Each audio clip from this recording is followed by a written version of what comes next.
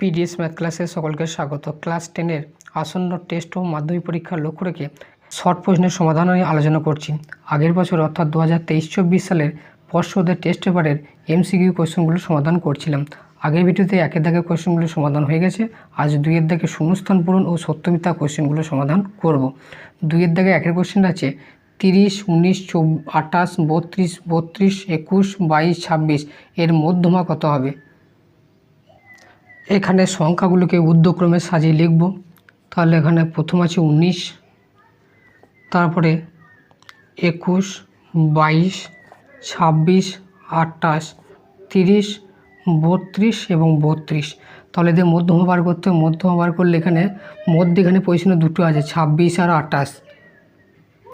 এবার এই দুটো যোগফলকে 2 দিয়ে ভাগ করলে যেটা বেরোবে সেটাই হবে মধ্যমা। তাহলে মধ্যমা সমান হবে 26 + 28/2। তাহলে এটা যোগ করলে হবে 8 আর 6 14, তাহলে 1 2 2 4 54/2 মানে হবে 27। 27 দুগুণে 54, তাহলে 27 হলে এদের মধ্যমা। তাহলে মধ্যমা হলো 27। তাহলে শূন্যস্থানে বসবে 27। এরপরে দুইয়ের দিকে কোশ্চেনটা আছে, একটি বৃত্তস্থ চতুর্ভুজে যে কোনো কোণের পরিমাপ 45 ডিগ্রি হলে বৃত্তস্থ কোণটি বিপরীত কোণের বৃত্তীয় মান কত। বৃত্তস্থ চতুর্ভুজে বিপরীত কোণগুলি পরস্পর সম্পর্ক হয়। তাহলে একটা কোণ 45 হলে অপর কোণটা হবে 180 - 45। যেটা বেরোবে সেটাকে বৃত্তীয় কোণে কনভার্ট করতে হবে। তাহলে অপর কোণটি হবে 180 - 45। তাহলে অপর কোণটি সমান 180 - 45 ডিগ্রি। 180 - 45 মানে হবে 135 ডিগ্রি। এই কোণটাকে আবার বৃত্তীয় কোণে কনভার্ট করতে হবে। অর্থাৎ বৃত্তীয় কোণ হবে, বৃত্তীয় মান সমান হবে 135 × π/180। 5 দিয়ে কাটাকাটি করবো, 5 3 15, হাত থাকলো 3 5 6 30 আর 5 2 10, 5 7 35। এবার 3 12 36, 3 9 27, 3 3 9, 3 4 12, তাহলে হলো 3 π/4 রেডিয়ান। তাহলে এখানে অ্যান্সার হবে শূন্যস্থানে 3 π/4 রেডিয়ান বৃত্তীয় মান। এরপরে 3-এর দিকে কোশ্চেন আছে, আর ব্যাসার্ধযুক্ত একটি বৃত্ত এল বৃত্তচাপ দ্বারা কেন্দ্রে যে কোণ উৎপন্ন করে তার পরিমাপ হলো ড্যাশ। এটা S = r θ এই ফর্মে করতে হবে। আমরা জানি একটা বৃত্তের ব্যাসার্ধ যদি r হয় এবং কেন্দ্রে যদি থিটা কোণ উৎপন্ন করে এবং চাপের মানটা যদি S হয়, তাহলে আমরা জানি S = r θ। তাহলে এখানে S এর মান দেওয়া আছে L, আর এর মান দেওয়া আছে r এবং থিটার মান থিটা। তাহলে কোণটা কত হবে? অতএব আমরা জানি S = r θ।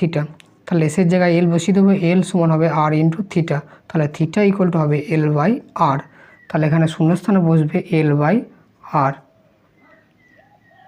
এরপরে 4-এর দিকে কোশ্চেনটা আছে, x টাকা t বছরে সুদের পরিমাণ y টাকা হলে বার্ষিক সরল সুদের হার কত হবে। এটা I = PRT/100 এই ফর্মে করলেই বার্ষিক সরল সুদের হার বেরিয়ে যাবে। এখানে p সমান x টাকা সময় সমান হচ্ছে t বছর, আর সুদের পরিমাণ I সমান দেওয়া আছে y টাকা, আর সুদের হার ধরলাম r। সুদের হার হলো r%। তাহলে আমরা জানি I = PRT/100। এবার মানগুলো বসিয়ে দেবো। I এর মান হচ্ছে y, আসলে মান হচ্ছে x, সুদের হার r%, টাইমটা হচ্ছে t বাই 100। এবার বার করতে হবে t এর মান, না সুদের হারের মান। তাহলে বের করতে হবে r এর মান। তাহলে r এর মান হবে x × r × t = হবে 100y। তাহলে r = হবে 100y/xt। তাহলে সুদের হার হলো 100y/xt। এটাই হবে অ্যান্সার। তাহলে এখানে শূন্যস্থানে বসবে 100y/xt। এটা হলো সুদের হার। এরপরে 5-এর দিকে কোশ্চেনটা আছে, 4 সেমি বাহু বিশিষ্ট একটি ঘনকের কর্ণের দৈর্ঘ্য কত হবে। ঘনকের কর্ণের দৈর্ঘ্য সূত্র হলো √3 × বাহু। তাহলে ঘনকের কর্ণের দৈর্ঘ্য √3 × বাহু। এখানে বাহুর মান দেওয়া আছে 4, তাহলে হবে √3 × 4, তার মানে হবে 4√3 সেমি। তাহলে এখানে অ্যান্সার হবে শূন্যস্থানে 4√3। এরপরে 6-এর দিকে কোশ্চেন আছে, যদি x = √7 + √5 এবং xy = 2 হয় তাহলে y এর মান কত। এখানে x = দেওয়া আছে √7 + √5 আর এক্স ওয়াই ইকুয়াল টু দেওয়া আছে 2, এখান থেকে ওয়াই মান বার করতে হবে। তাহলে এক্স ওয়াই ইকুয়াল টু 2, তাহলে এখানে ওয়াই ইকুয়াল টু হবে কত, ওয়াই ইকুয়াল টু হবে 2/x। তাহলে এক্সের মান বসিয়ে দেবো 2/√7 প্লাস √5। এবার হর থেকে কন্টিনিউশন করতে হবে, হর থেকে কন্টিনিউশন করলে উপর নিচে √5 মাইনাস √7 মাইনাস √5 দিয়ে গুণ করবো। তাহলে 2 × √7 মাইনাস √5, নিচেটা হবে স্কোয়ার মানে বি স্কোয়ার মানে √7 তার স্কোয়ার মাইনাস √5 তার স্কোয়ার, আর 2 × √7 মাইনাস √5। এবার 2 × √7 মাইনাস √5 আর সাথে √7 স্কোয়ার মানে 7 মাইনাস 5 মানে হয়ে যাবে 2, উপর নিচে 2 2 কেটে যাবে, √7 মাইনাস √5 2 2 কেটে গেল, তার মানে হয়ে গেল √7 মাইনাস √5। তাহলে এখানে ওয়াই মান হলো √7 মাইনাস √5। তাহলে এখানে অ্যান্সার হবে শূন্যস্থানে √7 মাইনাস √5। এরপরে 3-এর দাগে সত্য মিথ্যা অঙ্কগুলো কি আছে, এক একটা আছে 16 36 এর তৃতীয় সমানুপাতি হলো 81, এটা সত্য না মিথ্যা। আমি ধরলাম তৃতীয় সমানুপাতি হলো এক্স, তাহলে 16 36 আর তৃতীয় সমানুপাতি ধরলাম এক্স। তাহলে এখান থেকে পাওয়া যাবে কি 16/36 ইকুয়াল টু 36/x। তাহলে কোনাকুনি গুণ করলে হবে x × 16 ইকুয়াল টু 36 × 36। তাহলে x ইকুয়াল টু হবে 36 × 36/16, 4 4 16, 4 9 36, 4 9 36। তাহলে x ইকুয়াল টু হবে 9 9 81, আর এখানে দেওয়া আছে তৃতীয় সমানুপাতি 81, তাহলে এটা হবে সত্য। তাহলে অ্যান্সার হবে এটা সত্য।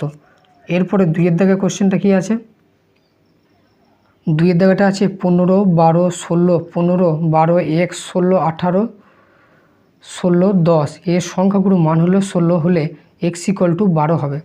যেহেতু এখানে সংখ্যাগুলো আছে 15 12 16 15 12 x 18 16 10, তাহলে x ইকুয়াল টু যদি 16 হয় তাহলে 16টা 3বার হবে, তবেই 16টা সংখ্যাগুলো মান হবে। তাহলে x ইকুয়াল টু 12 হওয়া যাবে না।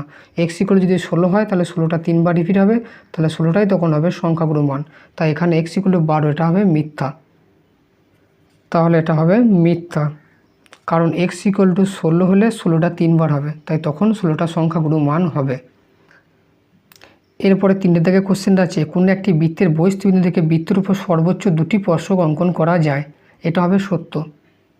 একটা বৃত্ত অঙ্কন করলাম, বৃত্তের একটা বহিঃস্থবিন্দু নিলাম এইটা, তাহলে বৃত্তের বহিঃস্থবিন্দু থেকে একটা এই দিকে স্পর্শক আঁকা যাবে আর একটা নিচের দিকে স্পর্শক আঁকা যাবে। তাহলে বৃত্তের বহিঃস্থবিন্দু থেকে বৃত্তের উপর সর্বোচ্চ 2টি স্পর্শক অঙ্কন করা যায়, তাহলে এটা হবে সত্য। এরপরে 4-এর দাগে কোশ্চেন আছে বার্ষিক চক্রবৃদ্ধি সুদের হার 8% এবং প্রথম বছরের মূলধন p টাকা হলে দ্বিতীয় বছরের মূলধন হবে 2pr টাকা। এখানে মূলধন দেওয়া আছে p টাকা, সুদের হার 8%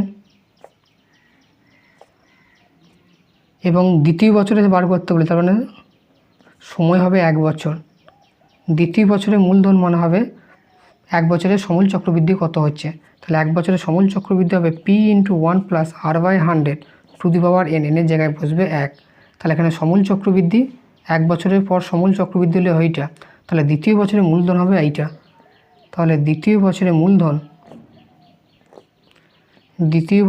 মূলধন হবে p × 1 + r/100 টু দি পাওয়ার 1, কিন্তু এখানে দেওয়া আছে 2pr টাকা, তাহলে এটা হবে মিথ্যা। এরপরে 5-এর দাগে কোশ্চেনটা আছে একটি লম্ববৃত্তাকার চোঙের ভূমির ব্যাসার্ধ অর্ধেক এবং উচ্চতা দ্বিগুণ করা হলে চোঙটির আয়তন অপরিবর্তিত থাকবে। তাহলে আমি ধরি চোঙের ভূমির ব্যাসার্ধ আর ধরলাম আর চোঙের উচ্চতা ধরলাম h। তাতে এখন আয়তন কত হবে, চোঙের আয়তন হবে πr²h, এত বর্গ একক। এবার চোঙের ভূমির ব্যাসার্ধ কী করা হয়েছে, ভূমির ব্যাসার্ধ অর্ধেক করা হয়েছে, তাহলে ভূমির ব্যাসার্ধ এখন হবে r/2 এখন, আর উচ্চতা কী করেছে দ্বিগুণ করা হয়েছে, তাহলে উচ্চতা হবে 2h। তাহলে এখন আয়তন কত হবে, এখন আয়তন হবে πr²h, তাহলে π × r এর জায়গায় এখানে হবে r/2, r² × h মানে হবে 2h, তাহলে π × r²/4 × 2h, 2 2 4 কেটে গেল, তার মানে হলো πr²h/2, πr²h/2 এত বর্গ একক। তাহলে আগে ছিল πr²h, এখন হলো πr²h/2, মানে অর্ধেক হয়ে গেল, কিন্তু বলা আছে এখানে অপরিবর্তিত থাকবে, তাহলে এটা হবে মিথ্যা। যদি বলতো অর্ধেক হবে তাহলে সত্য হতো। এরপরে 6 দাগের কোশ্চেনটা আছে sec 90 মাইনাস থিটা এর অনন্যক হলো কোসেক থিটা। আমরা জানি sec 90 মাইনাস থিটা এটা সমান হয়ে যায় কোসেক থিটা। এবার এর অনন্যক চেয়ে যায়, তাহলে কোসেক থিটা অনন্যক হবে 1 বাই কোসেক থিটা। তো 1 বাই কোসেক মানে হয়ে যাবে সাইন থিটা। তাহলে এর অ্যান্সার হওয়া উচিত ছিল সাইন থিটা, কিন্তু দেওয়া আছে কোসেক থিটা, তাহলে এটা হবে মিথ্যা। আজকের ক্লাস এই পর্যন্ত। যদি ভিডিওটি ভালো লাগে তাহলে ভিডিওটি অবশ্যই একটা লাইক করে দেবে, সাথে বন্ধুদের সাথে শেয়ার করবে।